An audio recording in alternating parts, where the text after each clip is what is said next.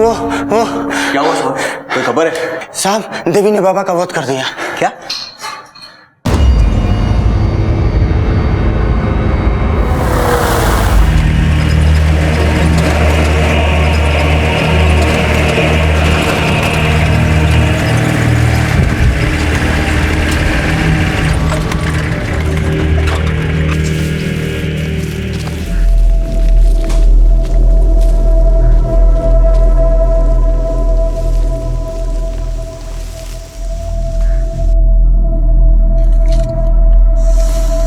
उतारो इसे। यहाँ दुनिया में मान्यताओं का भंडार है, भूत प्रेत देवी देवताओं का अंबार है। तो क्या उस दुनिया से कोई इस ईंट और गारे की दुनिया में आकर हाड़ और मांस से बने इंसान को मार सकता है, उसका कत्ल कर सकता है? कम से कम बरगद के पेड़ के नीचे जो हमने देखा उससे तो ऐसा ही लगता है, लेकिन आगे जो परतों के भेद खुले तो पुलिस तहकीकात की तहों में फंस गई और जिसने देखा, जिसने जाना, उसकी आंखें खुली की खुली रह गई। गांव शिवना, जिला सरन, बिहार, साल 2013।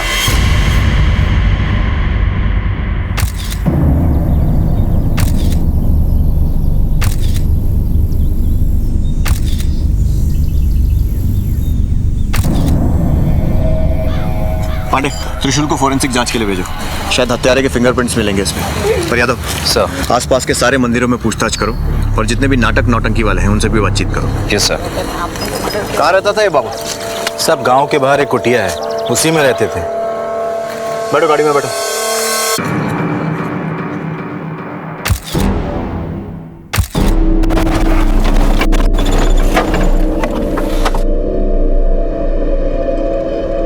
राम राम दरोगा साहब, ये मंदिर में कहाँ ढूंढ रहे हैं? गांव में सभी कह रहे हैं कि गांव देवी माता ने बाबा को मार डाला है, इसलिए हम देख रहे थे कि माता का त्रिशूल यहाँ पे है या नहीं। क्या बात कर रहे हैं दरोगा साहब? अरे माता तो माता है, उनको त्रिशूल की क्या कमी है?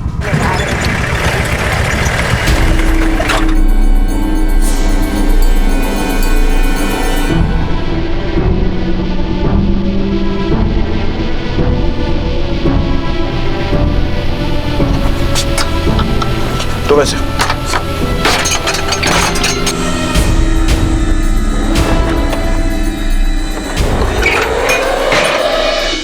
आसपास देखो। सर।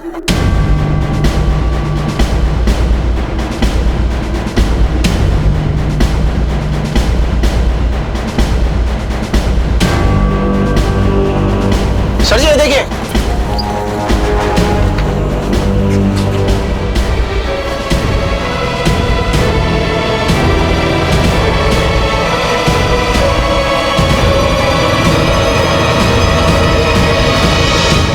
देव बाबा बहुत भले आदमी थे साहब, वो सबका कल्याण करते थे। गांव में किसी के कोई दुश्मनी नहीं थी उनसे साहब। इतने ही भले थे तो तुम्हारी देवी माँ ने मार क्यों दिया उसे? साहब हम लोग बहुत ही साधारण आदमी हैं, हम सब लोग उनको पहचान नहीं पाए, मगर देवी माँ उनको पहचान ली थी। वो जान चुकी थी कि देव बाबा ने जरूर कुछ पाप किया है, तभी उन्होंने पहले उनको धमकी दिया और उसके बाद उनको मार डाला। तुम कह तो ऐसे रहे हो जैसे सब कुछ तुम्हारी आंखों के सामने हुआ है। साहब जी हमारी क्या, पूरे गाँव के सामने की बात है।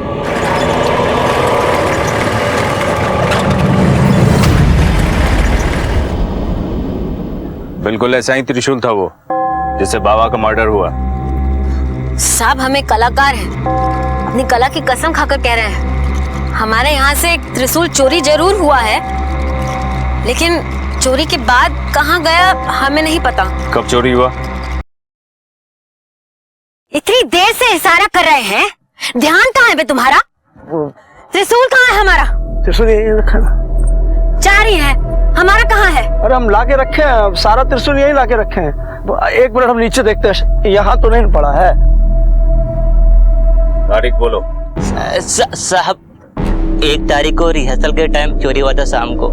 कोई छोटा मोटा बात नहीं हुआ है, एक आदमी की हत्या की गई है और मार कर जिस तरह पेड़ पर लटकाया है, कम से कम 4-5 लोग शामिल थे। तो इससे पहले कि हम पुलिसिया तरीका अपनाएं, सब कुछ सच सच बता दो। साहब हम जो देखे थे एकदम सच सच बता रहे हैं, देवी माँ का कसम साहब। छेदी भैया, छेदी भैया, छेदी भैया, वो फिर से आ गई है। कौन आ गई है? वही देवी जिसने देव बाबा को मारा था। देवी ने मारा है? देखो हत्या में बरामद हथियार आप लोग के यहाँ से चोरी हुआ है, इसके लिए सबसे पहला शक आप लोग पर है। तो इसके लिए जब तक पुलिस से परमिशन न ले लो, इस गाँव छोड़कर जाना मत, समझे?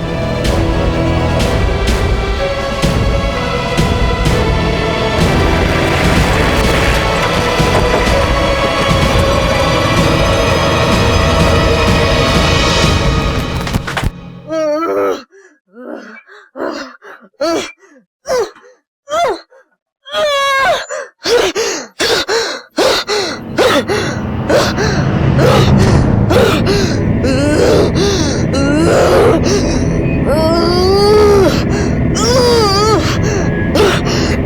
मारा है उसको, हमने मारा है, हमने मारा है उसको, हमने मारा है, हमने मारा है, हमने मारा है उसको।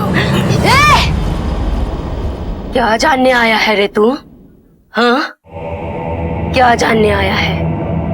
हमने मारा है उसको, हमने, और अब तुम्हें भी मार देंगे। जा, चला जा यहाँ से, चला जा।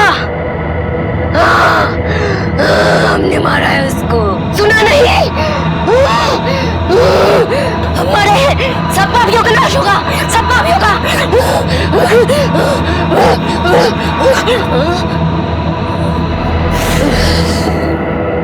संभालो उसको, पानी लाओ।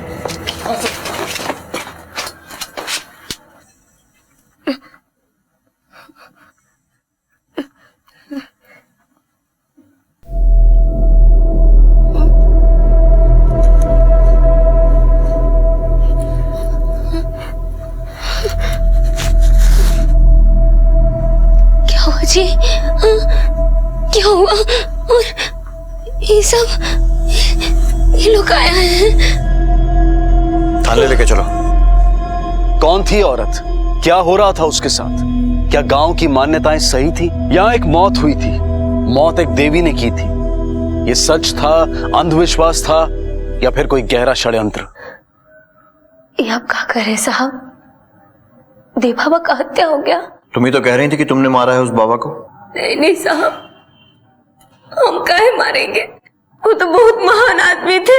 पर कह तो तुम ही रही थी। नहीं साहब, हम नहीं कह रहे थे, वो तो देवी माँ कह रही थी। हमारे ऊपर देवी माँ आती है ना। साहब, इसका कोई कसूर नहीं है साहब। इसने अपना जुर्म कबूल किया है तो गिरफ्तारी तो बनता है, लेकिन क्योंकि इसकी मानसिक हालत ठीक नहीं है इसलिए गिरफ्तार करने के बजाय जांच के लिए अस्पताल भेज रहे हैं। सर, चंपा ये बात मान रही है कि त्रिशूल उसके यहाँ से चोरी हुआ है, मगर उसका कहना है कि हत्या में उसका कोई लेना देना नहीं है। इस केस का सबसे हैरान करने वाला बात यही है यादव, जिस पर शक हो रहा है वो मान नहीं रहा है, और जिसने अपना जुर्म कबूल कर लिया है उसकी बातों पर यकीन कर पाना बहुत मुश्किल है। फिलहाल ये पता लगाते हैं कि उस देव बाबा की पोस्टमार्टम रिपोर्ट क्या कहती है। जी सर। देखिए, इसकी हत्या कल रात 1 और 2 बजे के बीच में हुई है, और उसकी मौत की वजह है त्रिशूल से गहरे घाव। शरीर पर और भी चोट और खरोच के निशान है। जब तक कोई बॉडी को क्लेम करने नहीं आता है आप इसे मोर्ग में ही रखिए। हम गांव वालों से पता लगाते हैं कि ये देव बाबा आखिर था कौन। देव बाबा तो रमता जोगी थे, महीने 2 महीने में एक बार आते थे, सबका दुख और कष्ट हर के चले जाते थे। साहब, ऐसे लोगों का पता ठिकाना थोड़ी होता है। आखिरी बार देव बाबा को कब देखे थे? जिस दिन उनका हत्या हुआ था उससे 2 दिन पहले। पर खोल दे चुनरिया तो है सजन मिलेंगे, खोल दे चुनरिया तो है सजन मिलेंगे, सजन मिलेंगे तो है सजन मिलेंगे, सजन मिलेंगे तो है सजन मिलेंगे। ये भजन मीका राम ने लिखा है। इसमें सजन का मतलब स्वयं भगवान है और चुनरिया का मतलब है लाज शर्म, जो तुम लोगों ने जबरदस्ती दबा के रखी है। समझ में आया? हाँ। तो जोर से बोलो, खोल दे चुनरिया तो है सजन मिलेंगे, खोल दे चुनरिया तो है सजन मिलेंगे, खोल दे चुनरिया तो है सजन मिलेंगे। आजा आजा आजा, कैसी है तू? ला हाथ दिखा।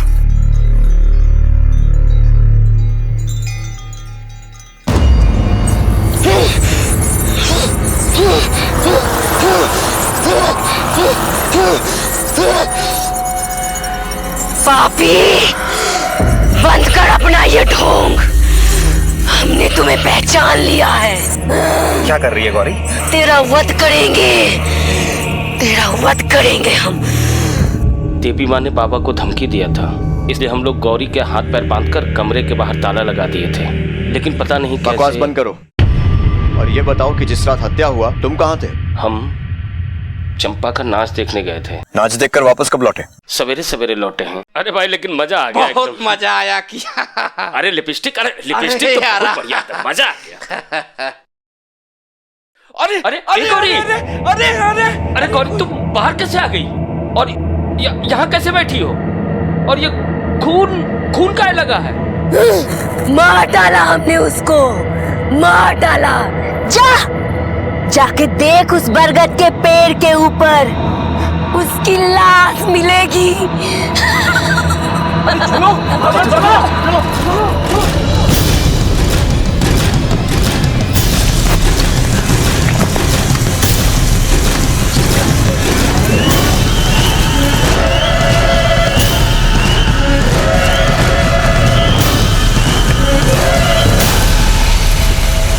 बस साहब यही हुआ।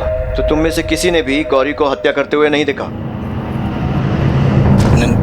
नहीं साहब। एक बात ध्यान रखिए, पुलिस को झूठी कहानी सुनाना भी अपराध है और उसके लिए भी सजा होती है। साहब हम लोग झूठ थोड़ी ही ना बोल रहे हैं, हम तो वही कह रहे हैं जो गौरी पर आई देवी ने कहा था। अगर कानून की आंखों पर निष्पक्षता की पट्टी बंधी है तो उसके हाथों में एक तरफ साक्ष्यों और सबूतों का तराजू भी है। कानून अपना फैसला सबूतों और गवाहों की बिना पर करता है। ऐसा लग रहा था कि मानो सभी तथ्य, सभी सबूत कुछ बताने के लिए नहीं बल्कि कुछ छुपाने के लिए सामने किए गए हों। लेकिन इतना सब कुछ होने पर भी पुलिस के लिए केस एक चुनौती बना हुआ था। अपराध का तरीका, अपराध की वजह और उसमें तिलस्म और देवी का पहलू इसे और जटिल बनाए हुए था। सर ऐसा लग रहा है कि पूरा गांव किसी बहुत बड़ी गलतफहमी या वहम का शिकार है, या फिर सभी लोग मिलजुल कर असली अपराधी को बचाने की कोशिश कर रहे हैं। यादव, अगर ये लोग मिलजुल कर ऐसा कर रहे हैं तो इसका मतलब यह है कि अपराधी या तो इनके बीच में से ही कोई एक है और या फिर इन सब को उस देव बाबा से कोई शिकायत थी। एक काम करो, इस देव बाबा का फोटो हेडक्वार्टर भेजो, शायद वहां से इसका कोई कुंडली निकल सके। और जब तक वहां से कोई रिपोर्ट आती है, इस चंपा के यहाँ जाकर यह पता लगाते हैं कि छेदी और उसके दोस्त हत्या वाली रात को नाच देखने गए भी थे या सिर्फ झूठ बोल रहे हैं।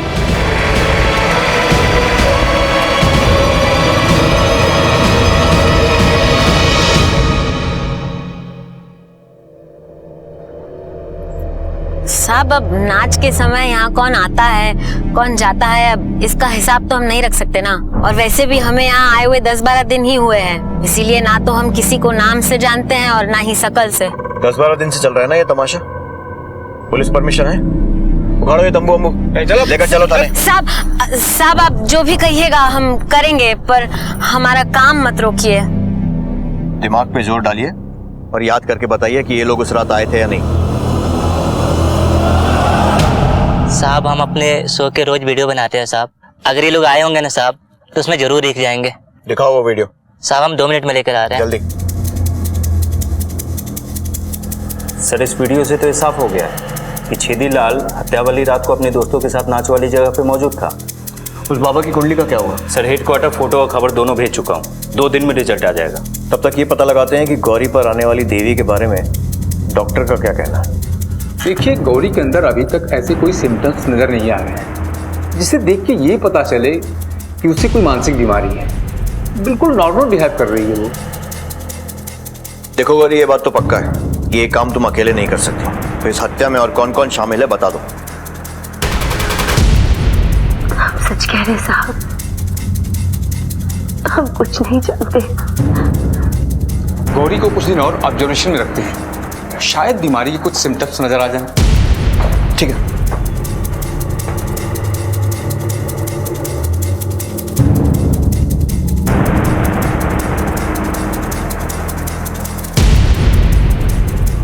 सर छेदीलाल और उसकी बीवी पे बाबा का विशेष कृपा रहता था, हफ्ते में 1-2 बार आना जाना लगा रहता था। धन्यवाद। विक्रम सर, इस छेदी को थाने बुलाओ। जी सर। हाँ साहब, बाबा जी पर हमको बहुत विश्वास था। क्यों? ऐसा कौन सा चमत्कार कर दिया था उसने? शादी के 4-5 साल हो गए पर बच्चा नहीं हुआ। बैस से लेकर ओझा तक सबको दिखाए। ऐसे में देव बाबा हमारे गांव आए, बड़ा भारी नाम सुने थे उनका, तो हम गौरी को लेकर उनके पास गए। जय हो देव बाबा की। बाबा जय हो देव तुमको बच्चा ना हो रहा है ना? हाँ बाबा। इधर आ मेरे पास। डर मत, इधर आ। हाथ दिखा।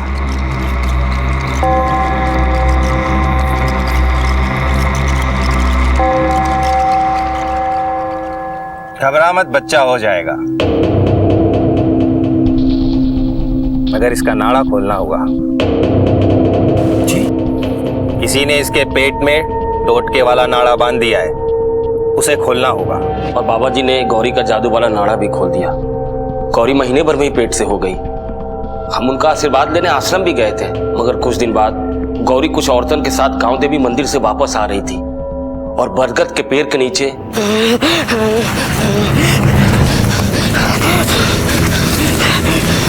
गौरी, गौरी, क्या हुआ? गौरी,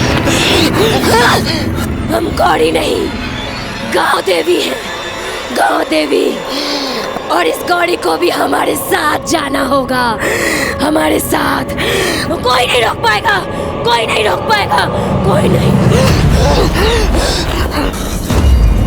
गौरी, गौरी, गौरी।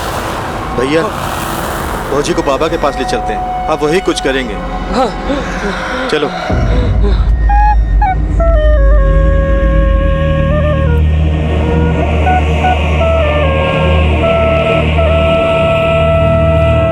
बाबा, बाबा देखिए ना क्या हो गया है इसको। ये बरगद के पेड़ के नीचे मिली ना। बाबा अंतर्यामी थे, सब कुछ पहले से ही बता देते थे।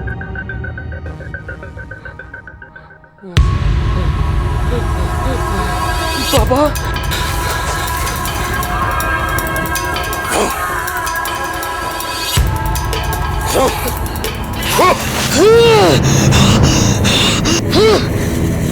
हम इस गौरी को अपने साथ लेकर जाएंगे और जो भी हमारे रास्ते आएगा वो मारा जाएगा।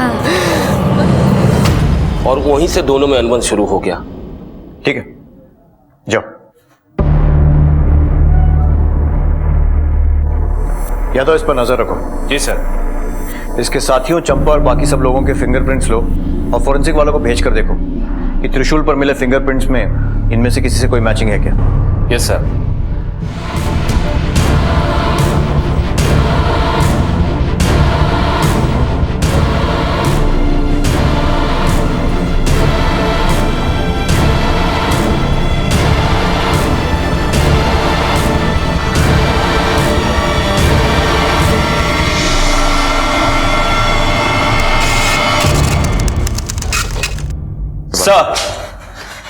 सर हेडक्वार्टर से बाबा पे अपडेट। सर इसका असली नाम गिरधारी है और ये घना से चोरी के इल्जाम में करीब 7 साल से गायब है। रिपोर्ट किसने लिखाई थी? सर चंपा ने। इसको पहचानती हो? देव बाबा या फिर गिरधारी, जिसके नाम की रपट 7 साल पहले लिखाई थी और फिर तुम्हारे ही त्रिशूल से उसकी हत्या हो जाती। अभी हत्या कैसे किया और कौन कौन इसमें शामिल है सच सच बता दो, वरना अगर पुलिसिया तरीके से हमने पूछताछ शुरू किया ना तो सहन नहीं कर पाओगे, ना ठीक से नाच पाओगे और ना ठीक से गा पाओगे। साहब, ये सच है कि हम भी साले का मरा मुंह देखना चाहते थे, क्योंकि बहुत ही बड़ा धोखेबाज था वो।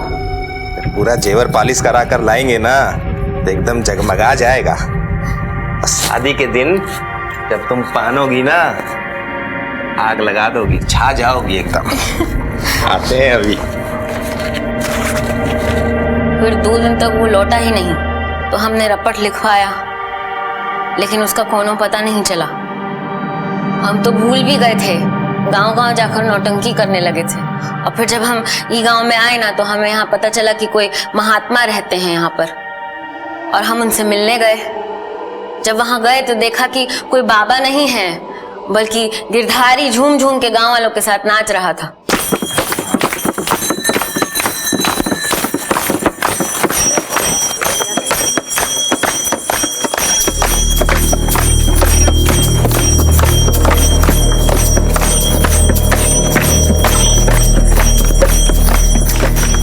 अनाड़ियों को बहुत नचा लिए हो,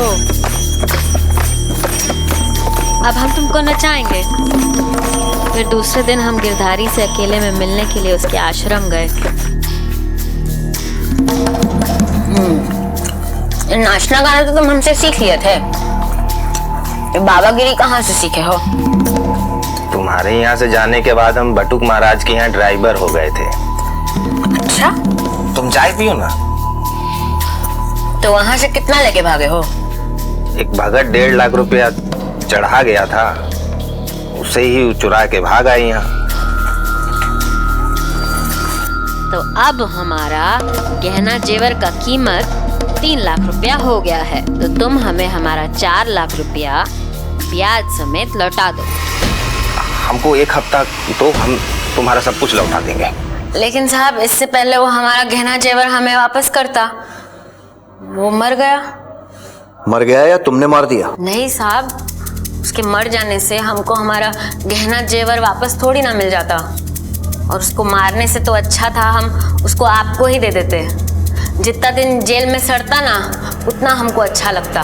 और वैसे भी साहब, वो जिस दिन मरा उस दिन तो हम सारा रात अपना डांस कर रहे थे, और आपने तो वह हमारा डांस वाला वीडियो देखा ही है ना।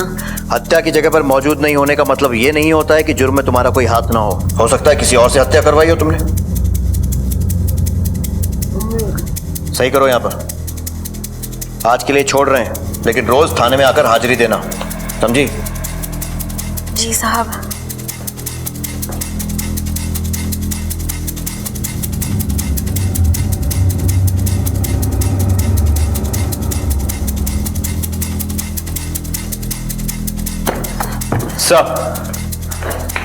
सर, हम लोग ने जितने भी सस्पेक्ट के उंगलियों के निशान लिए थे, उन सभी के निशान त्रिशूल पे मिले, मगर जिसका निशान मिलना चाहिए था उसका निशान नहीं मिला। किसका? गौरी का। एक काम करो, सबको थाने बुलाओ। जी सर। साहब, अब मंदिर का त्रिशूल तो था नहीं, हमारी नौटंकी का त्रिशूल था, तो जिसका मर्जी वो हाथ लगा लिया करता था। अब क्या घराती और क्या बाराती।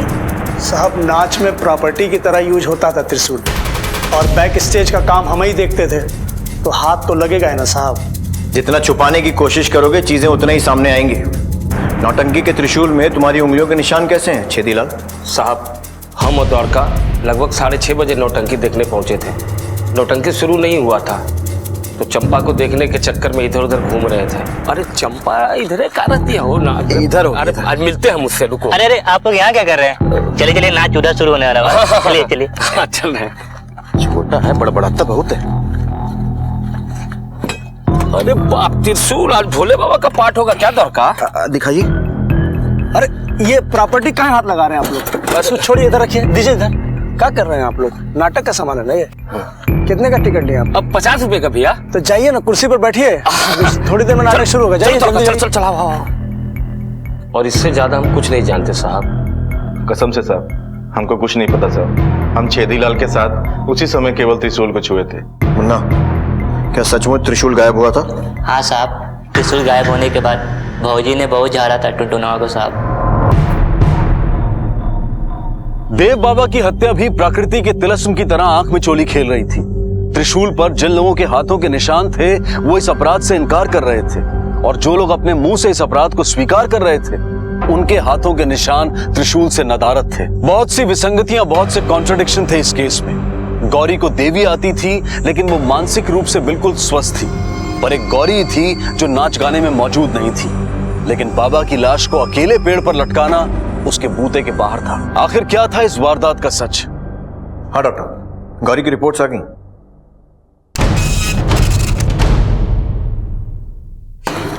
सर, ये रिपोर्ट्स।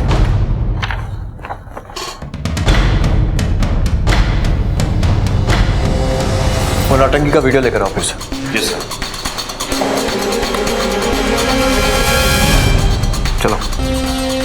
इस वीडियो में शुरू का गाना तो ठीक है, लेकिन उसके बाद के कई सारे गाने कट कट के, मतलब रिकॉर्डिंग लगातार नहीं की गई थी, कैमरा बीच बीच में बंद किया गया था। और हो सकता है उस समय छेदीलाल और उसके साथियों को समय मिल गया हो कि जाकर बाबा की हत्या करें और वापस नौटंकी में शामिल हो जाए। और सर, छेदीलाल बाबा की हत्या क्यों करेगा? और अगर उसने किया भी हो तो हम ये साबित कैसे करेंगे कि वो डांस वाली जगह पे मौजूद नहीं था?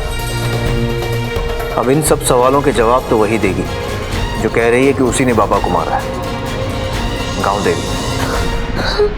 साहब, हाथ क्या बांध रहे हैं आप लोग? हाँ साहब बताइए ना।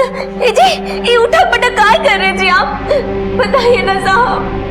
बताइए। अब जब तक तुम्हारी देवी आकर फिर से गवाही नहीं देती तब तक तुम्हारे पति परमेश्वर उठक बैठक लगाते रहे। लेकिन साहब हम लोग बेकसूर है साहब, आपसे कितना बार बोले हम लोग बेकसूर है, हम लोग कुछ नहीं किए साहब, हम लोग कुछ नहीं किए। तुम्हारी देवी माई तुम्हें बचा सकती है, बुलाओ उन्हें, बुलाओ।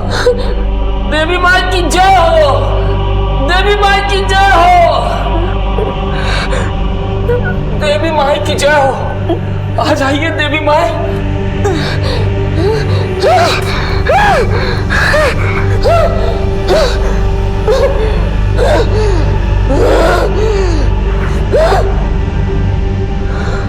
बोल, क्या जानना चाहता है तू? मैं ये जानना चाहता हूँ कि आपने देव बाबा को कैसे मारा। पाखंडी था वो, भागना चाहता था, मैंने उसे दौड़ाया और फिर उसको बंद करके उसे पेड़ पे लटका दिया। और बोल, क्या जानना चाहता है तू हमसे? बोल। कुछ नहीं, बस अपनी ये रस्सियां छुड़ा लो तो मैं मान लूंगा कि तुम असली देवी माँ हो, वरना ये तुम्हारे छेदीलाल जी उठक बैठक करते करते देवलोक पहुंच जाएंगे। देवी माँ की जय हो।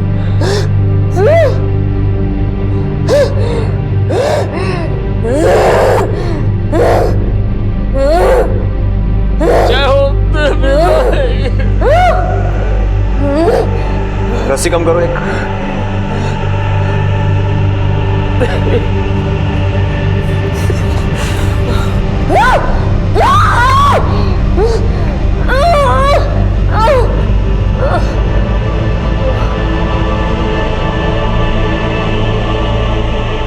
चालू रखो।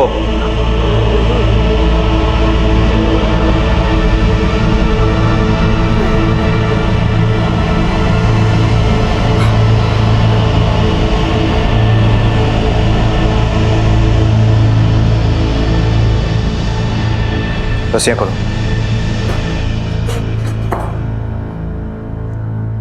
पानी लो।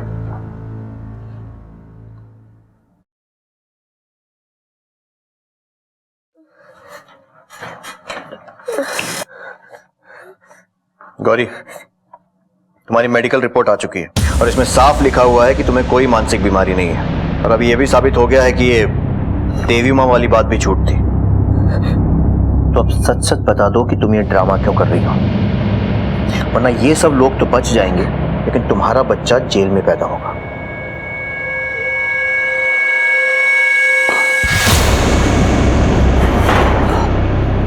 गौरी तो साधारण सी रस्सी नहीं खोल पाती तो तू कहता ताले से अपने आप बाहर आ जाती है। गौरी ने सब कुछ कबूल कर लिया है, अब तू भी बोल दे। साहब, बाबा पर हमने बहुत विश्वास किया था, लेकिन बाबा एक नंबर का धोखेबाज निकला। ओ बाबा ने हमको बहुत मजबूर किया था साहब। बहुत तगड़ा टोटका हुआ है तेरी पत्नी के पेट में। उसे खोलने के लिए इसे हमारे साथ अकेले में कुंडला पाठ करना होगा, लेकिन ध्यान रहे न आसपास कोई हो और न गौरी विरोध करे न शंका, अन्यथा अनिष्ट होगा। और यदि अनिष्ट हुआ नहीं बाबा, नहीं, बाहर से घर के पास कोई नहीं आएगा। सुन लिया ना, न कोई विरोध न शंका।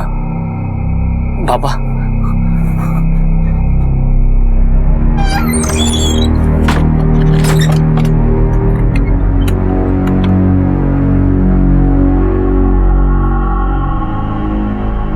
अब तुम अपना नाड़ा खोल दो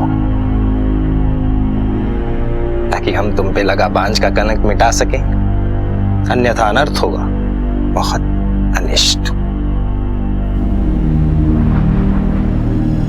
1 महीने बाद हमको पता चला कि हम माँ बनने वाले हैं। तब हमको एहसास हुआ कि बचपन से तो हमारा छुटकारा हो गया, मगर साहब वो बाबा से छुटकारा मिलने का कोई आसरा नहीं दिखाई दे रहा था हमको। और तब जाकर हम उनसे बात की। सुनिए ना, बाबा के आश्रम चलना जरूरी है का? अरे पगड़ी, बाबा के आशीर्वाद से ही तो बच्चा होने वाला है। चलो चलो। वही तो हम कर रहे थे आपसे कि अब तो हमारा कोख भी भर गया है, तो बाबा के आश्रम जाना जरूरी तो नहीं? और वैसे भी बाबा हमको क्या बोल रही है तुम? बाबा के बारे में अनाप शनाप बोल रही हो और हमारे बच्चा को कुछ हो गया था? हमको बच्चा चाहिए। चलो चलो। हमारे पति को बाबा पर अंधविश्वास हो गया था। वो उसके बारे में कुछ गलत नहीं सुनना चाहते थे।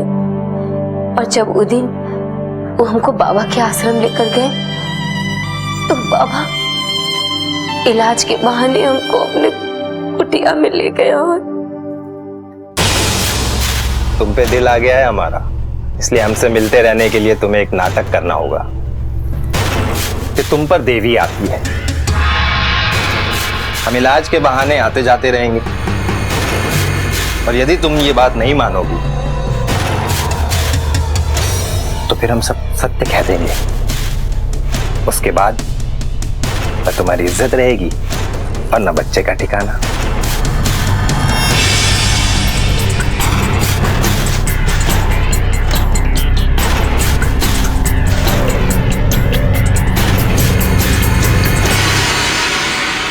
तुझे कैसे पता चला कि वो बाबा धोखेबाज था?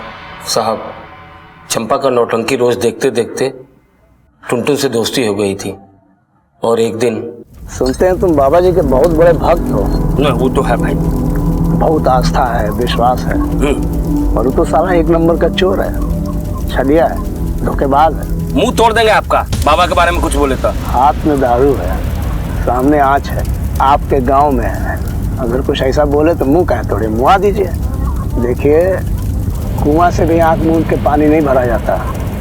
तो बाबा लोग, अरे कभी जब घर में आते हैं, पूजा पाठ करते हैं, तो कभी घर में झांक के देख लीजिए।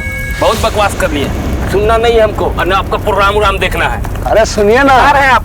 अरे छेदी काहे काहे? अरे बात सुनिए, आपकी भलाई के लिए। नहीं करना है हमको। अरे देख तो लीजिए।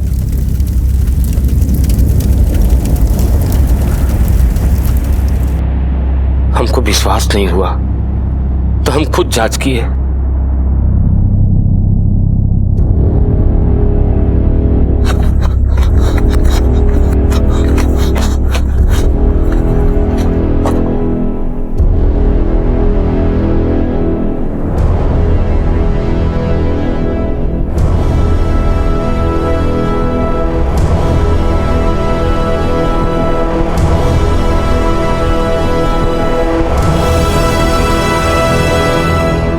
चलो मान लिया कि तुम देव बाबा के कहने पर नाटक कर रही थी, मगर बाद में ये क्यों कहने लगी कि तुम देव बाबा की हत्या करने वाली हो? और हत्या के बाद तुम खुद गुनाह क्यों कबूल कर रही थी? साहब, वो तो हम क्या करते? आपको समझाने का कितना बार कोशिश की, मगर आपको तो खाली बच्चा चाहिए था। हमारा इज्जत तो जा ही चुका था। अगर सबको सच बता देते तो आपका भी इज्जत चला जाता, इसलिए हम किसी से कुछ नहीं बोले, हम चुप रह गए। अब एक ही रास्ता है। अब तक तू बाबा के कहने पर नाटक कर रही थी ना, अब हमरा कहने पर कर।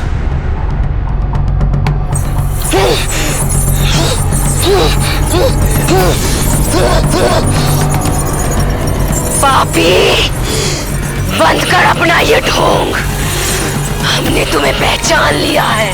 फिर बाद में टुनटुन और द्वारका भी हमसे मिल गए, क्योंकि बाबा ने उन दोनों की पत्नी के साथ भी वही किया था। साहब,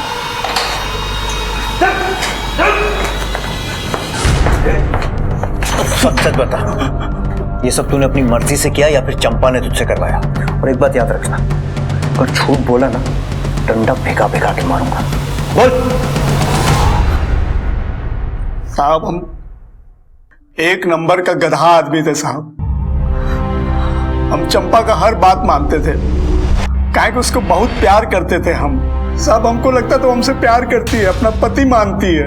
लेकिन साहब, एक दिन हम चंपा का पीछा करते करते देव बाबा के आश्रम पहुंचे। हम चंपा को देखे वो देव बाबा के साथ नाच रही है। हमको साहब कुछ गड़बड़ लगा। हम साहब अगले दिन भी उसका पीछा किए, और जो हम खिड़की से देखे ना साहब, सारा भरम टूट गया।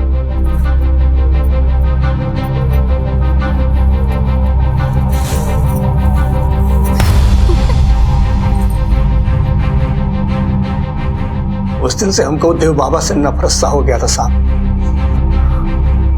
कहानी समझ नहीं आ रही थी, इसलिए हम उसका जासूसी किए। हमको इन्फॉर्मेशन मिला कि तो बहुत बड़ा फ्रॉड है। छेदीलाल उनका बहुत बड़ा भक्त था साहब, कहें कि उनका आशीर्वाद से इनको बच्चा होने वाला था साहब। जब से छेदी को बच्चा होने वाला था तभी से उनका बहरारू का ऊपर देवी माँ आती थी। हमको सब समझ में आ गया साहब, इसलिए हम छेदी को अपना प्लान में शामिल किए ताकि हम उस बाबा को ना सबक सिखा सके। इसीलिए छेदी के सामने हमने देव बाबा का सारा भंडा फोड़ दिया। सब टुनटुनमा का प्लान था। 4 ठो जासूसी किताब पढ़ के बोला कि एकदम बढ़िया प्लान बनाया है। और फिर टुनटुन के प्लान के हिसाब से तुमने और द्वारका ने बाबा को मार दिया। सर हम और द्वारका मारने गए थे, लेकिन वो हमारे हाथों से नहीं मरा है। रुक!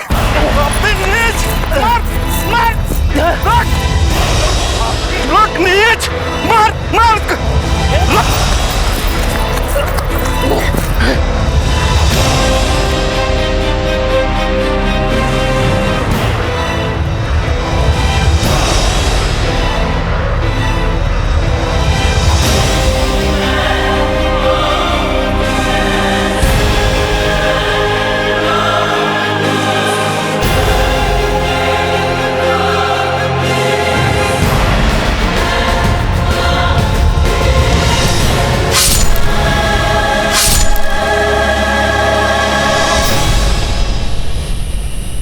इसको मार तो दिए, लेकिन अब होगा क्या?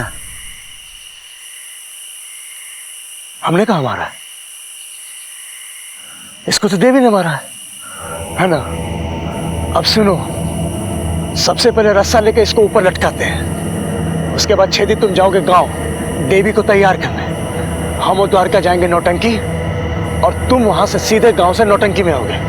सुबह तक नौटंकी में बने रहोगे, और जब गांव के लिए वापस जाओगे ना तो साथ में 1-2 आदमी होना चाहिए जो गवाही दे सके कि तुम सुबह तक नौटंकी में थे। समझ रहे हो ना?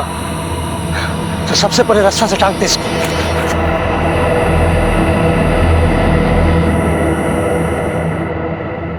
कितना भी जासूसी उपन्यास पढ़ लो, पुलिस 4 हाथ आगे ही रहेगी। अब 20 साल जेल में बैठकर यही सबक दोहराते रहना कि अपराधी कितना भी चाल चल ले, आखिरी चाल पुलिस ही चलती है।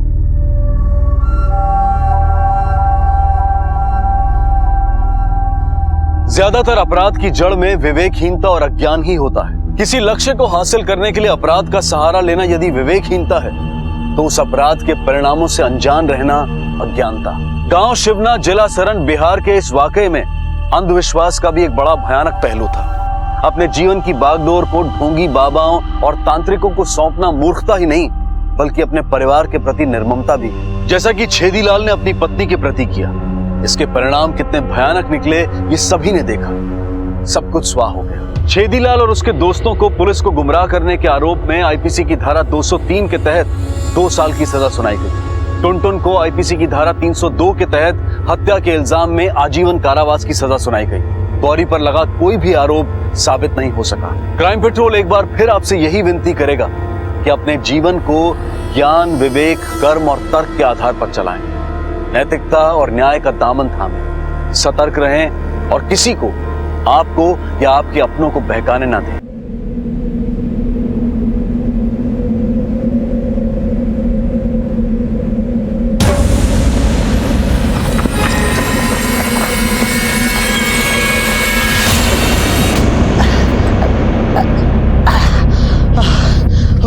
सुशील, ये क्या कर रहे हो? गिर जाओगे। अरे सुलक्षणा, तुम्हारे लिए फूल तोड़ रहा था। तुमने तो कहा था तुम्हें ये वाले फूल अच्छे लग रहे हैं। हाँ मैंने कहा था, पर इसका ये मतलब थोड़ी तुम इतना रिस्क लोगे। चलो अब जल्दी से ऊपर आ जाओ। आता हूँ, तुम टेंशन मत लो। हाँ सुशील, आराम से। मेरी गलती है, मुझे तुम्हें बोलना ही नहीं चाहिए था। सुलक्षणा, हम लोग हनीमून पर आए और तुम खामखा गुस्सा कर रही हो। और नहीं तो क्या, तुम्हें कुछ हो जाता तो? अरे बाबा, मुझे कुछ नहीं होता, तुम खामखा टेंशन ले रही थी। ये तो मेरा प्यार है। तो लाओ फिर, दे दो मुझे अपना प्यार। ये लीजिए मोहतरमा।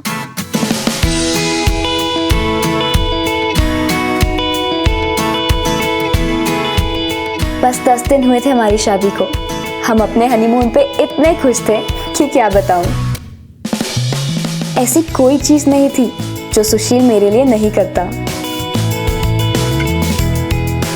तुमने तो मेरी जान ही निकाल दी थी। सुलक्षणा, तुम्हारी जान की खातिर अगर मैं अपनी जान लगा दूं तो इसमें कौन सी बड़ी बात है, बताओ मुझे।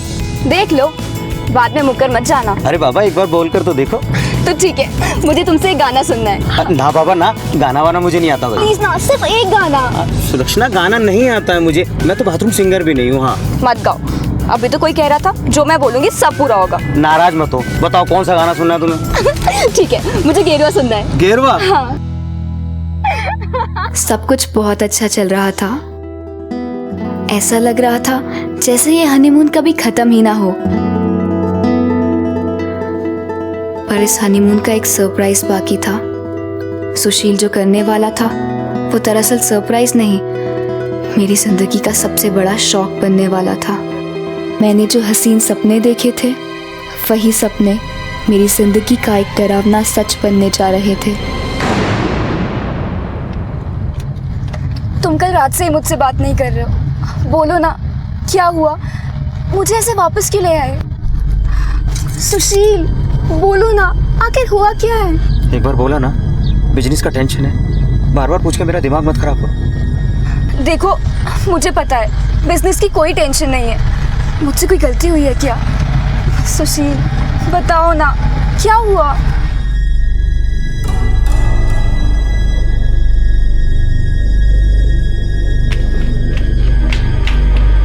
सुलक्षणा, सुलक्षणा, अरे सुन तो, तुम लोग इतनी जल्दी वापस आ गए? तुम तो बहुत दिन के लिए गए थे ना? क्या हुआ? अरे सुलक्षणा सुन तो, क्या हुआ? सुलक्षणा,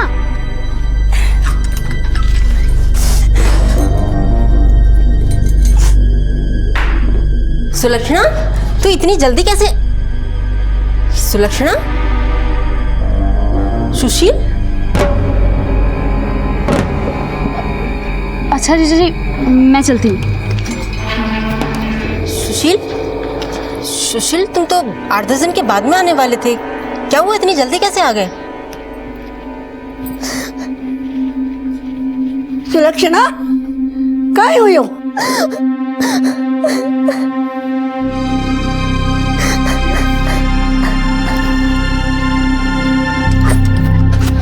यशोदा, क्या बात हुई? सुशील बाहर से ही चला गया? वो कुछ नहीं, कह रहा था कि कोई जरूरी काम है इसीलिए वो निकल गया। अच्छा।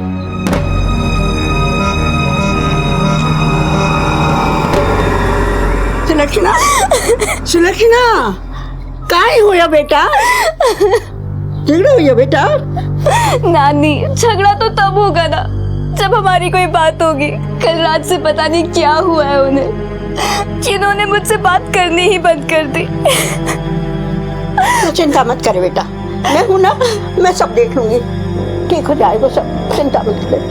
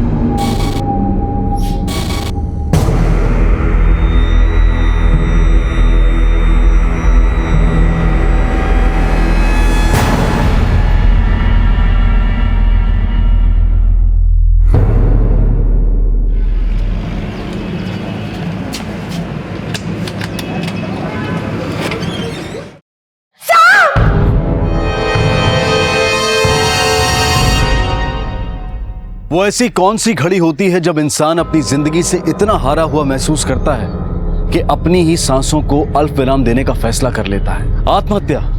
इस फैसले को लेने से पहले शायद इंसान का दिमाग और उसकी सोच उस चरम सीमा तक पहुंच जाते हैं जिसके बाद उसे कोई रास्ता नहीं सूझता। उसके अंदर की समझ मर जाती है और वो जिंदगी और मौत के बीच का फर्क भुला देता है। शायद ऐसा ही कुछ सुशील के साथ हुआ था। सुलक्षणा के प्यार के रंग में रंगे सुशील ने तो मानो दूसरा जन्म ले लिया था सुलक्षणा से शादी करके। तो फिर ऐसा क्या हुआ था उनके हनीमून पर जिससे सुशील इतना हतोत्साहित हो गया कि उसने अपनी जान ही ले ली? क्या बिजनेस की परेशानी इतनी बड़ी हो सकती है कि उसके मुकाबले बाकी की सारी खुशियां इतनी फीकी पड़ जाएं कि जीने की चाह ही खत्म हो जाए? क्या ये बात यकीन कर लेने वाली थी कि सुलक्षणा को सुशील की मनस्थिति का जरा सा भी अंदाजा नहीं था? इस केस में सुशील अपने पीछे छोड़ गया था कई सवाल जिनके जवाब पाना आसान नहीं था। आखिर क्यों की थी सुशील ने आत्महत्या? कल तक इतनी अच्छी चल रही जिंदगी को अचानक ऐसा क्या धक्का लगा था कि जिसके बाद सांसों ने उम्मीद का दामन ही छोड़ दिया? सुलक्षणा जी, क्या वजह थी जो 10 दिन के हनीमून को बीच में कैंसिल कर सुशील ने आपको आपके मायके छोड़ा और उसके बाद ये सब? सर, मुझे कुछ नहीं पता, लेकिन जब हम हनीमून से जयपुर लौटे तो उसकी एक रात पहले ही होटल रूम में, तुम जाओ ना, मैं आज नहीं खाऊंगी। ये देखो, मैंने पेट दर्द की दवाई भी ले ली है, थोड़ी देर में सो जाऊंगी और फिर होश भी नहीं रहेगा कि तुम यहाँ हो या नहीं। पर मैं तुम्हें अकेला छोड़कर कैसे जाऊँ? तुमने कहा था ना, जैसा मैं बोलूंगी तुम वैसा करोगे, तो अब मेरी बात मानो, जाओ खाओ पियो और घूम के आ जाओ। लेकिन सुलक्षणा, देखो, तुम्हें मेरी कसम, अब मेरी बात मानो और जाओ। ठीक है बाबा, जैसा तुम कहो, पर अपना ख्याल रखना, ठीक है?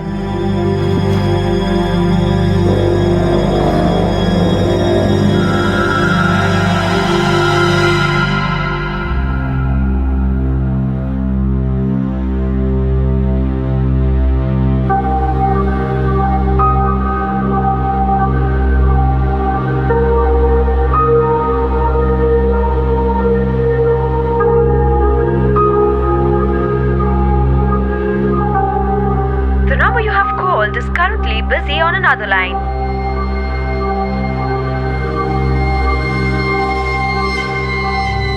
The number you have called is currently busy on another line. उनका फोन बिजी जा रहा था। मैंने पूरे होटल में उन्हें ढूंढा और जब मैं स्विमिंग एरिया में पहुंची। अरे एक बार बोला ना, मुझे बात नहीं करनी है, बार बार फोन करके परेशान मत करो। सुशील, क्या हुआ? कुछ प्रॉब्लम है क्या? बोलो सुशील। सुशील, सुशील, सुशील, सुशील, क्या हुआ? बताओ तो सही, बात क्या है? सुशील, सुशील, बोलिए ना।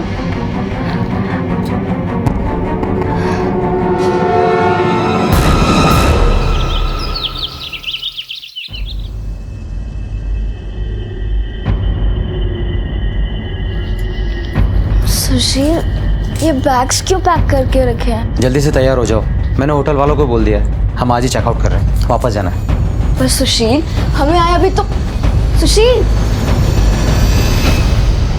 यशोदा जी, आप ही थी सुशील की मौत से पहले जिससे उसकी आखिरी बार बातचीत हुई थी। क्या बातचीत हुई थी? आखिर उन्होंने ऐसा क्यों किया? मुझे कुछ नहीं पता सर, जाने से पहले उन्होंने मुझे कुछ नहीं बताया। जब मैंने उनसे पूछा कि उन्होंने हनीमून के प्लान को बीच में ही क्यों कैंसिल कर दिया, तो उन्होंने कहा, सुशील तुम तो 8-10 दिन के बाद में आने वाले थे, क्या हुआ, इतनी जल्दी कैसे आ गए? कुछ पर्सनल रीजन की वजह से प्लान कैंसिल करना पड़ा। मैं सुलक्षणा को लेने जल्दी वापस आऊंगा। वो झूठ बोल रही है, झूठ बोल रही है वो। माँ बेटी सब झूठ बोल रहे हैं। उसने जरूर मेरे बेटे से हनीमून पे झगड़ा किया होगा। अरे मेरा बेटा तो उसे बहुत पसंद करता था, उस पर जान छिड़कता था वो, इसीलिए तो उसे ये झगड़ा बर्दाश्त नहीं हुआ और उसने। जी सर, मैं और भैया पहुंच ही रहे हैं। जी सर। भैया, ये पार्टी तो बहुत बड़ी है और मैंने तो सोच भी लिया कि इनको कौन सी वाली जमीन दिखानी है। बस भैया ये डील हो जाए तो मजा आ जाएगा।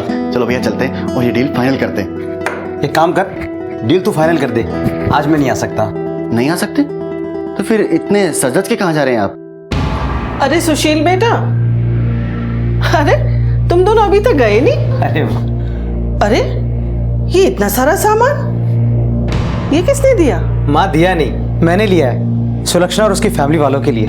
पर उसे क्या जरूरत है? भैया वैसे भी पिछले 6 महीनों से हमारे बिजनेस में कोई खास प्रॉफिट नहीं हो रहा और अब ये सब कुछ फिजूल खर्चे, क्या मतलब है इनका?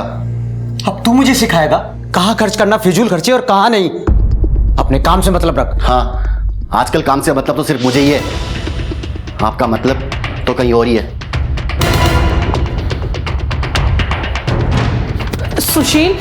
सुशील बेटा बेटा बात तो सुन।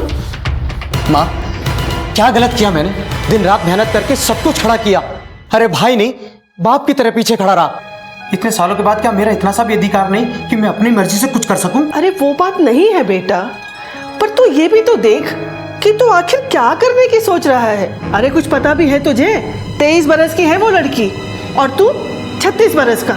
अरे अब तक तो लड़के ही लड़कियों को रिजेक्ट करते आए हैं, पर सुना है कि ये लड़की तो न जाने अब तक कितने लड़के देख चुकी है और रिजेक्ट कर चुकी है, और पढ़ाई लिखाई में भी तुझसे ज्यादा अच्छी है ना, और सुंदर भी है।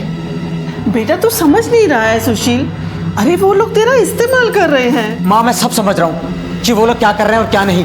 आप एक बात कान खोलकर सुन लीजिए, मैं हार मानने वालों में से नहीं हूँ। प्यार करता हूँ सुलक्षणा से और उसे पाकर रहूंगा। और उस दिन जब उस लड़की ने मेरे बेटे को शादी के लिए हाँ कह दिया तो मेरा बेटा इतना खुश था कि जैसे उसे दुनिया की सबसे प्यारी चीज मिल गई हो। माँ, हाँ माँ ये लो मिठाई खाओ। मिठाई? मैंने कहा था ना माँ, मैं हार मानने वालों में से नहीं। सुलक्षणा ने शादी के लिए हाँ बोल दिया है, और हाँ माँ, शादी की डेट भी जल्दी से फिक्स करनी है। माँ जी मैं अंदर काम खत्म करके आ जाऊँ? अरे काम बाद में खत्म करना, पहले तुम मिठाई खा। और हाँ, मेरी शादी में आना भूलना मत, पूरी फैमिली के साथ आना। हाँ साहब जी। चलो भैया। अरे माँ क्या सोचने लगी तू खुश नहीं है इस बात से? अरे उसने तो उन लोगों के लिए क्या कुछ नहीं किया।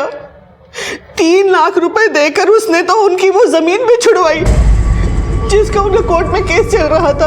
अरे उसके प्यार में पागल था मेरा बेटा, दीवानों की तरह चाहता था उसको, और उसने मेरे बेटे का सिर्फ इस्तेमाल किया।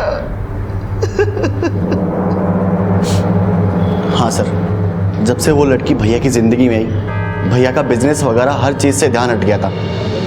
दिन रात उसी की बातें। विनोद, सुलक्षणा ने हमें बताया कि उस रात सुशील की फोन पर किसी से बात हो रही थी, वो रो भी रहा था। कॉल रिकॉर्ड्स के मुताबिक वो फोन तुमने किया था सुशील को? हाँ सर, कॉल मैंने ही किया था, ये पूछने के लिए कि हमारे क्लाइंट मलिक साहब को कौन सी जमीन दिखानी है, लेकिन भैया तो बात करना ही नहीं चाह रहे थे। वो बार बार यही बोल रहे थे कि मुझे बात नहीं करनी। तो मुझे लगा कि भैया और भाभी का झगड़ा हो गया होगा, और शायद इसी वजह से भैया अपसेट होंगे।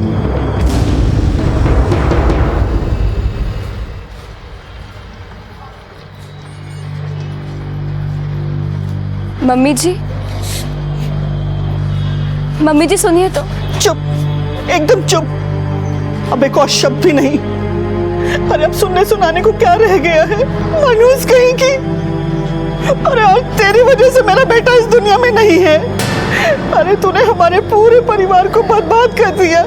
किस बात का बदला लिया है तूने? कुलच्छनी कहीं की। आंटी जी, जो आप बोल रही हैं वो जरा सोच समझ के बोलिए। वरुण, बड़ों से कैसे बात करते, तमीज नहीं है क्या? चुपचाप निकल अब यहाँ से। विनोद क्या बोल रहा है? तमीज से बात कर। सही बोल रहा हूँ मैं। चुप रहे। छोड़ो, चुप हो जाओ।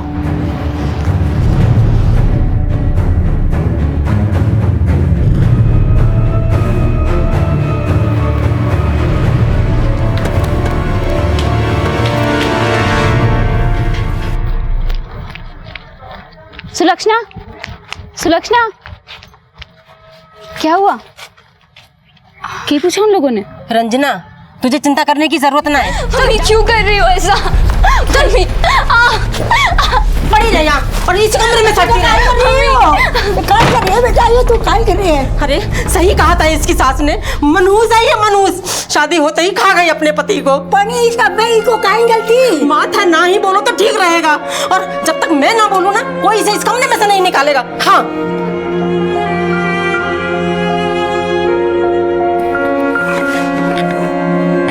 मम्मी।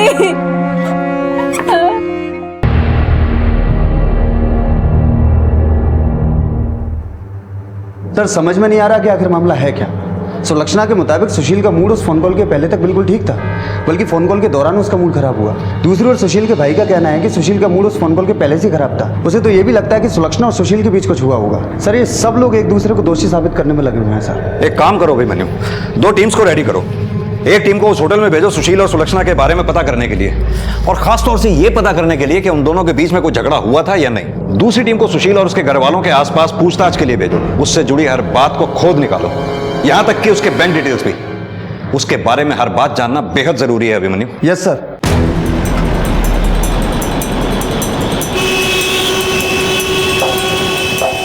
सुशील की शादी के बारे में क्या जानते हो? सर हमने तो कभी सोचा भी नहीं था कि उसकी शादी भी होगी।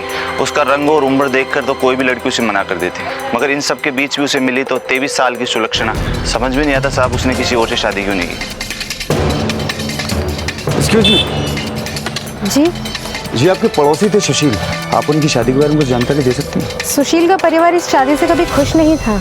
शादी में किसी ने एक झूठी स्माइल तक नहीं दी। देखा कितनी अच्छी कार है, इस कार से अच्छा कंफर्ट तो किसी कार का हो ही नहीं सकता। पर भैया कार की जरूरत क्या थी? अगर यही पैसा हम बिजनेस में लगाते तो हमें कुछ फायदा भी होता। पहले हम अपने ऑफिस को गिरवी रख चुके हैं और अब ये कार। तो क्या करूं?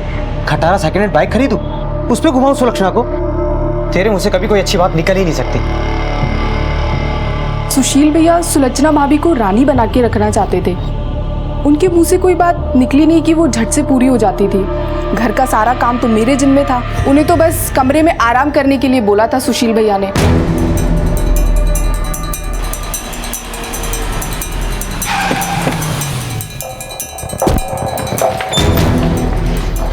अरुण सर, सुशील के बारे में कुछ बताओगे? सर सुशील साहब और विनोद साहब शादी से पहले दोनों ऑफिस आया जाया करते थे, लेकिन बाद में विनोद साहब ने ऑफिस में आना जाना बंद कर दिया।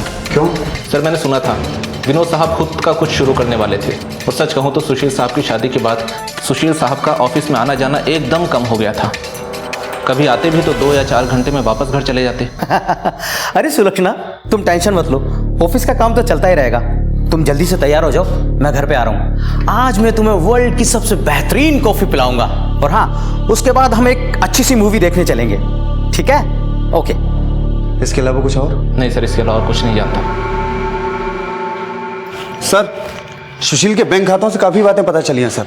काफ़ी सारा पैसा सुलक्षणा और उसके घर वालों के अकाउंट में ट्रांसफर हुआ है सर। और सर उसकी वो लोन वाली बात भी सच निकली। सुशील ने अपने ऑफिस के कागज गिरवी रख के लोन लिया था, और वो पैसा उसने अपनी शादी और हनीमून पे खर्च कर दिया। पर सर इन सबके बावजूद सुशील के पास 2 ज़मीनें और थी, उससे उसके भाई ने अपना हिस्सा भी ले लिया था, क्योंकि उसे अपना नया बिजनेस शुरू करना था। बेसिकली सर सुशील के सारे क्लाइंट्स अब उसके भाई के ही पास हैं। अभिमन्यु, सुशील की शादी के बाद इसके परिवार में बदलाव तो आया, रिश्ते बदले, लोगों का अंदाज बदला, उनकी मर्जी भी बदल गई। मर्जी इस शादी के ना होने की। दोनों भाइयों का अलग अलग होना इनके आपसी दरार को दिखाता है। वैसे सुशील ने काफी कुछ गंवा देने के बावजूद भी 2-2 जमीनें संभाल के रखी थी, जो किसी के भी मन में लालच पैदा कर सकती हैं। कहीं यही वजह तो नहीं उसकी मौत की? इस हिसाब से तो एक लंबी प्लानिंग लगती है सर। इस मर्डर में इस परिवार का ही अगर कोई है तो उसे पकड़ना इतना आसान नहीं होगा। एक काम करो, पूरी फैमिली पर नजर रखो, कॉल रिकॉर्ड्स मंगवाओ उनके। Yes sir.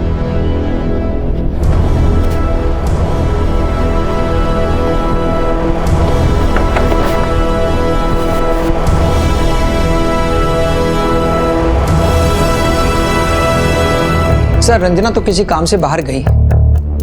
वैसे सुलक्षणा के पति के बारे में सुनकर बहुत दुख हुआ। सुलक्षणा और रंजना में तो बचपन से ही गहरी दोस्ती है। दोनों एक साथ पढ़ी लिखी, खेली कूदी, दोनों बिल्कुल बहनों जैसी हैं सर। एक बात बताइए, ये सुशील और सुलक्षणा की शादी कैसे हुई? दोनों की एज में 13 साल का डिफरेंस था। सुलक्षणा देखने में अच्छी भी दिखती थी।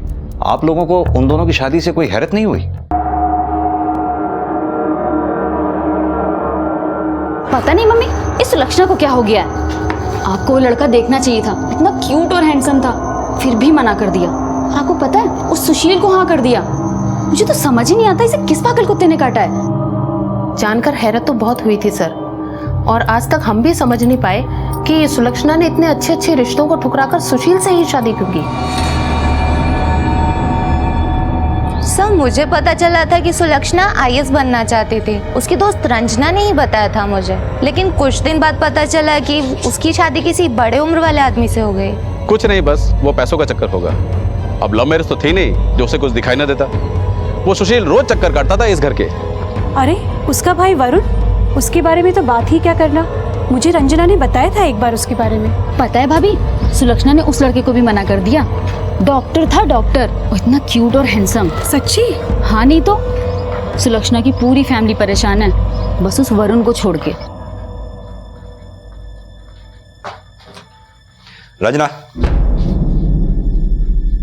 तुमसे कुछ पूछना था। जी सर। तुम सुलक्षणा की काफी अच्छी दोस्त हो ना? जी सर। घबरा मत, जो ये पूछे उनका जवाब दे दे। ये वरुण और सुलक्षणा में कैसी बनती थी? दरअसल सर वरुण। ये क्या है तेरी मार्कशीट में? शर्म नहीं आती तुझे? अरे अपनी बहन सुलक्षणा को देख, कभी भी 80-90% से कम नहीं आए उसके, और एक तू फिर फेल हो गया।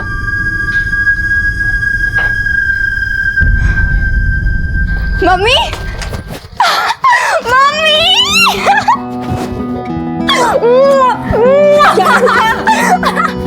ये देखो, एक और ट्रॉफी।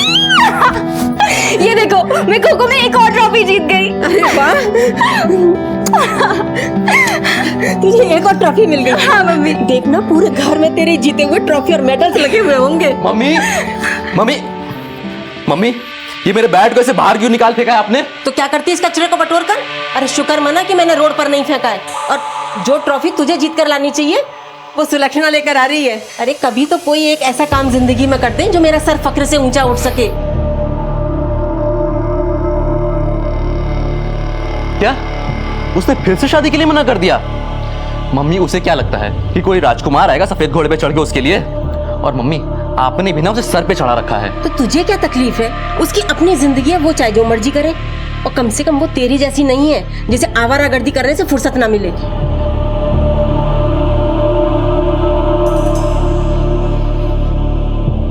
अरे नहीं नहीं यार, उसकी शादी तय नहीं हुई। अरे लड़का डॉक्टर है तो क्या हुआ, सुलक्षणा ने फिर से मना कर दिया। अरे देख लेना, एक दिन उसे सबक जरूर मिलेगा। किसी बेवकूफ से जिस दिन शादी हो जाएगी ना, तब मजा आएगा। वैसे सर, क्या इन सब बातों से आपको कोई हेल्प मिलेगी? हाँ बिल्कुल। सर वैसे सुशील ने आत्महत्या की क्यों?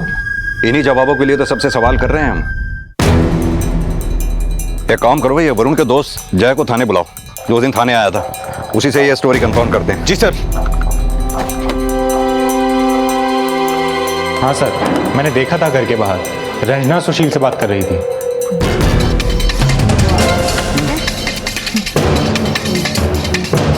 ज़्यादा तो कुछ पता नहीं सर, घर में आते जाते इतना सुना था कि सुशील बहुत अच्छा लड़का था। पहले तो सुलक्षणा ने उससे भी शादी करने के लिए मना कर दिया, जैसे कि वो हर किसी के साथ करती थी। पर वरुण और नानी के बहुत समझाने के बाद फिर वो शादी के लिए मानी। सिर्फ समझाने से मान गई? ऐसी कौन सी वजह थी जो उसने शादी के लिए हाँ कर दी? सुशील जितना सुलक्षणा के लिए कर रहा था साहब, उतना और कोई नहीं करता। मेरा मतलब शादी होने से पहले ही इतना सब कुछ, पैसा वगैरह की भी कोई कमी नहीं होने देता था साहब। शायद यही वजह रही होगी कि सुलक्षणा ने उससे शादी करने के लिए हाँ बोली। और वरुण को इतना मतलब नहीं था साहब इन चीज़ों से, वो तो इसके बारे में बात भी बहुत कम करता था।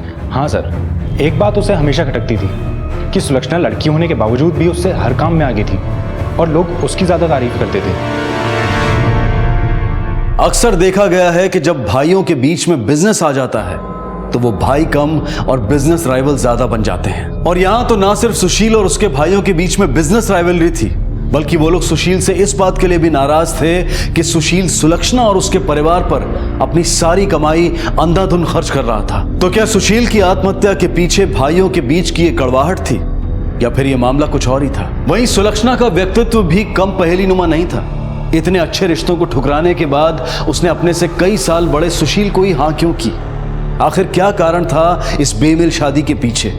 उसके परिवार की भलाई या फिर उसका अपना कोई स्वार्थ? परत दर परत इस केस में कई बातें सामने आ रही थी।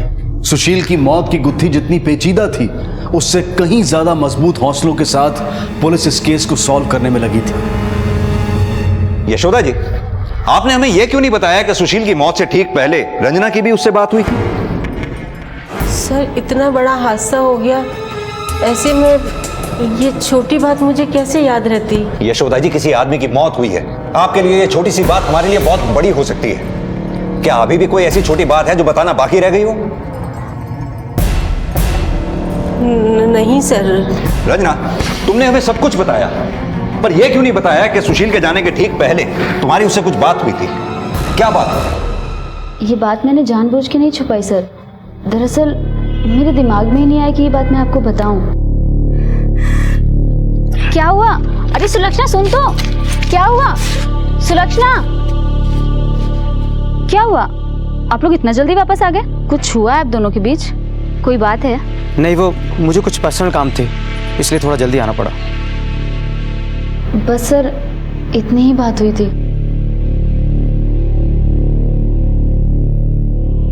इस लड़की को देखकर लगता नहीं ये हमें सब कुछ सच सच बता रही है। इसकी जरूर सुशील से कुछ और भी बात हुई होगी जो ये हमसे छुपा रही है। सर, उस होटल में सर हमने सबसे पूछताछ की। सुशील और सुलक्षणा के बीच में कोई झगड़ा नहीं हुआ था। वो दोनों काफी खुश थे। सर, उनकी 7 दिन की बुकिंग थी, लेकिन सर ये 3 दिन में वापस आ गए।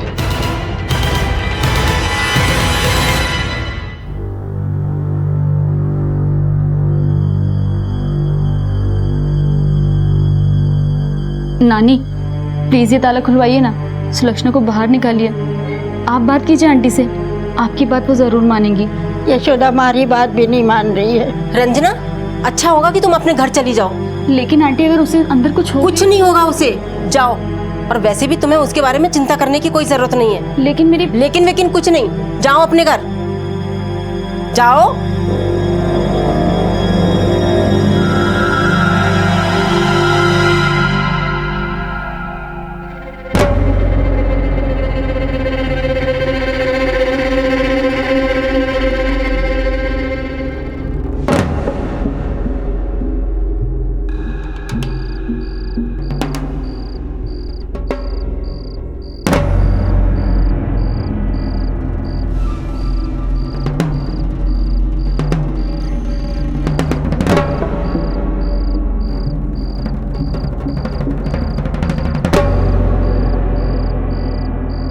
सुलक्षणा, सुलक्षणा, सुलक्षणा, रंजना, रंजना, तुम यहाँ क्या कर रही हो? मैं तुम्हें यहाँ से बाहर निकालने आई हूँ। हाँ रंजना, प्लीज मेरी हेल्प करो, मेरा दम घुटता है इस घर में, मैं मर जाऊंगी यहाँ। प्लीज किसी भी तरह मुझे यहाँ से बाहर निकाल दो। मैंने आंटी से भी बात की थी, पर वो नहीं मानी। दरवाजे पे भी ताला लगा है, यहाँ से तो पॉसिबल नहीं है निकलना। आंटी भी होंगी, और ये खिड़की में भी ग्रिल लगी है। प्लीज कुछ तो करो। तो परेशान मत हो, मैं कुछ करती हूँ।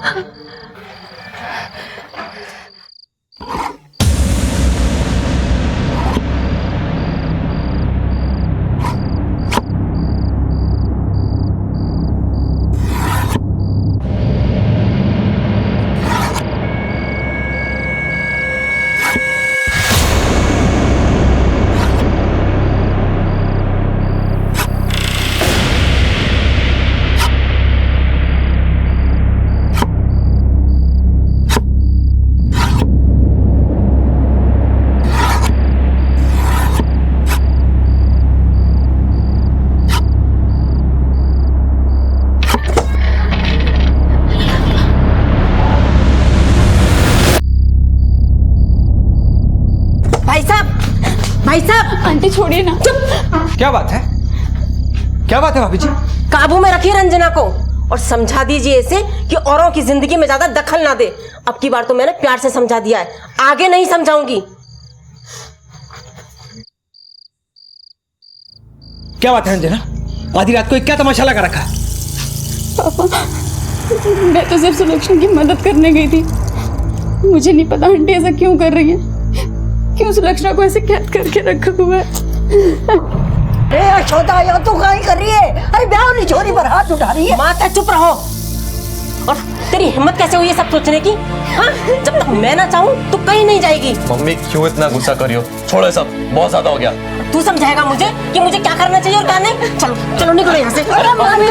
मम्मी प्लीज मुझे। तू पड़ी रही यहाँ पर और मर यहीं पर।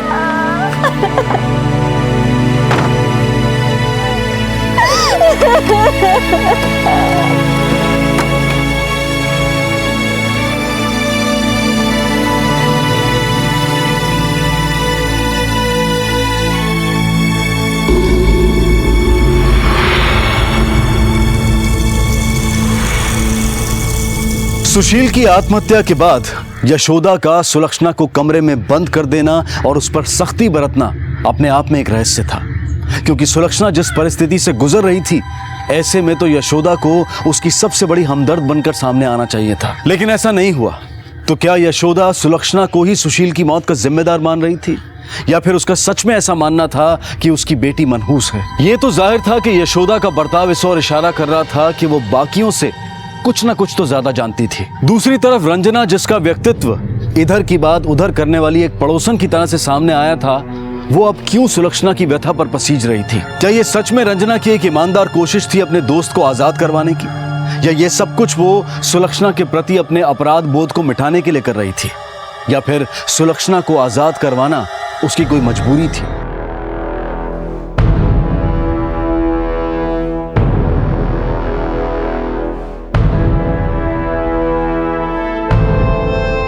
सर, मुझे आपको कुछ बताना है।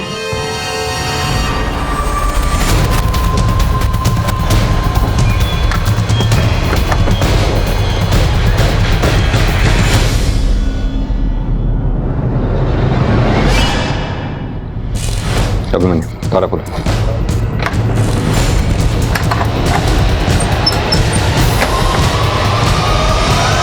सुलक्षणा, अब तुम्हें कमरे में कैद रहने की कोई जरूरत नहीं, तुम बाहर आ सकती हो। आओ, किसी से कोई डरने की जरूरत नहीं, आओ। रानी, बच्ची।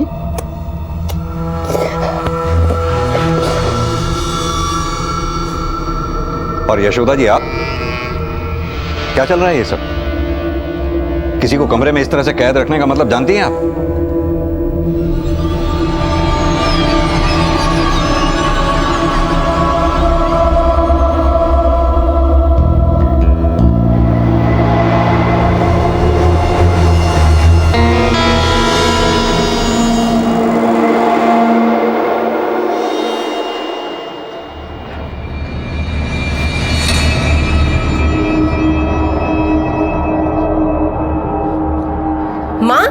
सुलक्षणा कटी है?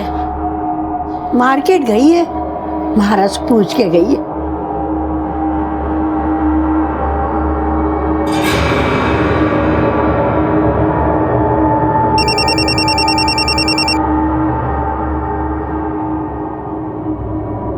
यशोदा, तू कहाँ चली?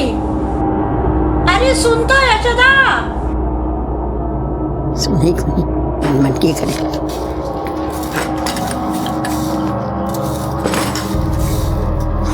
नानी, ले आई सब्जी में। ले आई बेटा। और सोनू को फोन कर दिया?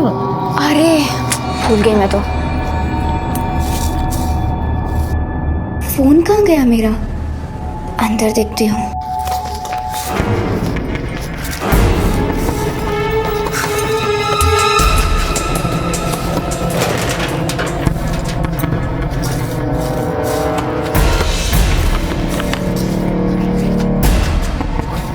काहे ढूंढे बेटा? नानी, मेरा फोन नहीं मिल रहा है और मुझे याद भी नहीं आ रहा है मैं साथ में लेकर गई भी थी या नहीं।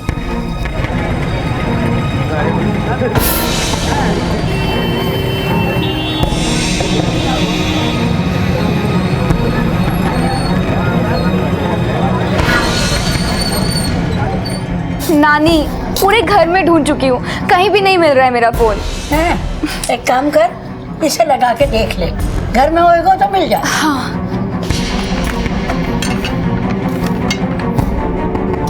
नानी, मेरा फोन तो बिजी जा रहा है।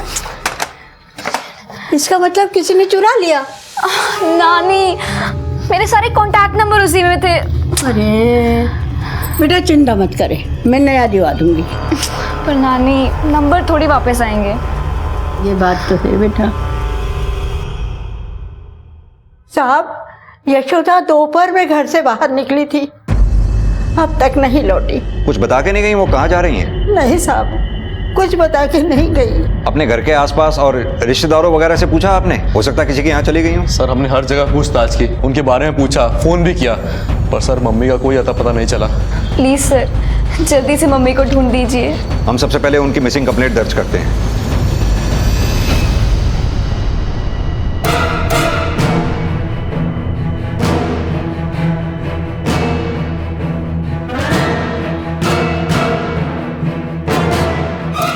सर, सर हमने यशोदा जी को हर जगह तलाश किया पर उनका कुछ पता नहीं है सर, किसी ने उनको नहीं देखा। कॉल रिकॉर्ड सर ये रहे, पर इसमें भी कुछ खास नहीं है सर। और तो और जब मैंने मोबाइल की लोकेशन पता की तो पता चला कि यशोदा जी अपना मोबाइल घर से लेके निकली नहीं है सर। क्या? हाँ सर इसके अलावा मैंने घर के और भी लोगों की कॉल डिटेल्स निकाली तो वरुण तो ठीक लगा सर, और नानी के पास फ़ोन है ही नहीं। पर सर इस सुलक्षणा के नंबर पर 2 अलग अलग नंबर से फ़ोन आया था और वो भी 2 अलग अलग जगह से। कितने बजे किए गए थे ये कॉल? सर यशोदा जी के गायब होने से कोई 1 घंटा पहले, करीब 2 बजे।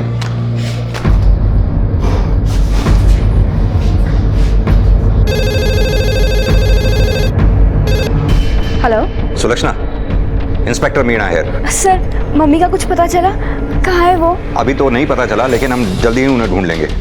सुलक्षणा एक बात बताओ, कल करीब 2 बजे तुम्हारे फोन पर 2 अलग अलग नंबर से कॉल आए थे, किसके थे वो कॉल्स? कल? लेकिन कल तो मेरा फोन गुम गया था और शायद 2 बजे के पहले ही गुम गया था सर। क्या? अच्छा ठीक है, मैं तुमसे बाद में बात करता हूँ। फौरन इन नंबर्स को ट्रेस करो, पता करो ये नंबर किसके हैं।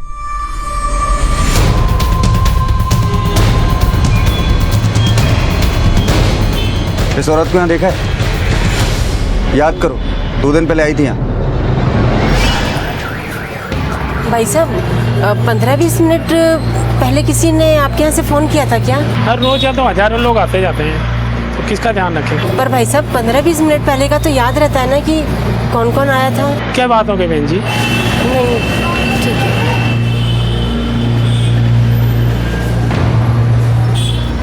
हाँ सर, यहाँ आई थी, वो काफ़ी देर तक खड़ी थी और परेशान लग रही थी, फिर वो चली गई।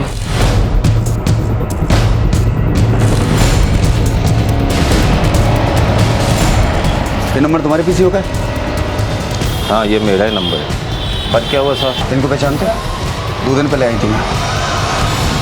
हाँ साहब आई थी और यहीं खड़ी थी, बहुत देर तक खड़ी थी। जब मैंने उसको जाने के लिए बोला तो उसने पूछा यहाँ कोई लड़की आई थी। मैंने कहा यहाँ तो बहुत लोग आते हैं, किस किस का ध्यान रखूँगा। पता नहीं किसका इंतजार कर रही थी, आधे घंटे तक खड़ी रही और फिर चली गई।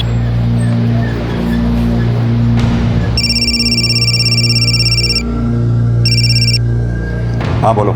सर हमने हर जगह पूछताछ की है सर, लेकिन ऐसा लगता है कि कोई बड़ी चालाकी से सुलक्षणा के लिए जाल बिछा रहे हैं। कोई चाहता था कि वो उन फोन बूथ्स पर आए क्योंकि ये सारे फोन बूथ्स एक ही एरिया में है।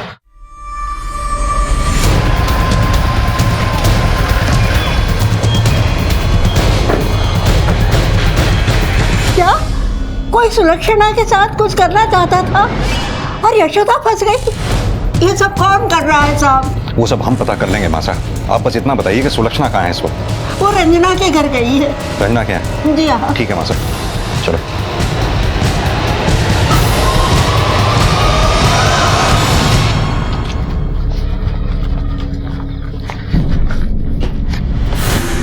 जी सुलक्षणा कहाँ है?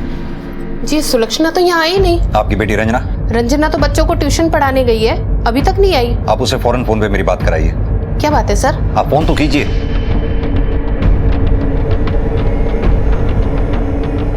आप जिस नंबर को डायल कर रहे हैं वो इस समय स्विच ऑफ है। सर उसका मोबाइल तो स्विच ऑफ है। उस घर पे फोन लगाइए जहां वो पढ़ाने गई है। हेलो जी रंजना से बात करा दीजिए, मैं उसकी मम्मी बोल रही हूँ। क्या हुआ? सर वो तो वहां नहीं पहुंची। सर आखिर आप मुझे भी तो बताइए, आखिर हुआ क्या है? देखिए सुलक्षणा अपने घर से यहाँ नहीं पहुंची, रंजना वहां पढ़ाने नहीं गई है, कुछ तो प्रॉब्लम है। आखिर ये दोनों गई कहाँ? कहीं ऐसा तो नहीं ये दोनों साथ में कहीं गई हो? नहीं सर, अगर ऐसा कुछ होता तो रंजना मुझे जरूर बताती सर। कहीं ऐसा तो नहीं ये दोनों भी कहीं यशोदा की तरह गायब हो गई हो? इस केस की शुरुआत हुई थी सुशील के आत्महत्या के मामले से, जो अभी तक सुलझा भी नहीं था कि खबर आई यशोदा के लापता होने की, और उसके बाद रंजना और सुलक्षणा भी गायब थे। सुशील की मौत, यशोदा, सुलक्षणा और रंजना का गायब होना कहीं ना कहीं आपस में जुड़ा हुआ लग रहा था, लेकिन पुलिस को तलाश थी एक ऐसी कड़ी की जो इस पूरे मामले को आईने की तरह साफ करते। आखिर कौन था जो सुलक्षणा को नुकसान पहुंचाना चाहता था? सुलक्षणा के लिए बिछाए गए जाल में उसकी मां यशोदा जा फंसी। क्या सुलक्षणा, यशोदा और रंजना ठीक होंगी? आखिर सुशील की आत्महत्या का कारण क्या था? जो कुछ भी हो रहा था वो किसी की सोची समझी प्लानिंग लग रही थी। आखिर कौन था वो शख्स जो ये सारी प्लानिंग कर रहा था? इन सारे सवालों के जवाब हम आपको देंगे कल रात 10:30 बजे इस केस के दूसरे और आखिरी भाग में। अब मैं अनूप सोनी आपसे विदा लेता हूं, फिर मुलाकात होगी। तब तक अपना और अपने परिवार का ख्याल रखें और देखते रहें क्राइम पेट्रोल डायल 100। सबक एक को, सीख हम सबको। जय हिंद। क्राइम पेट्रोल के और भी दिलचस्प कहानी देखने के लिए हमारे चैनल को सब्सक्राइब करें और बेल आइकॉन दबाना न भूलें।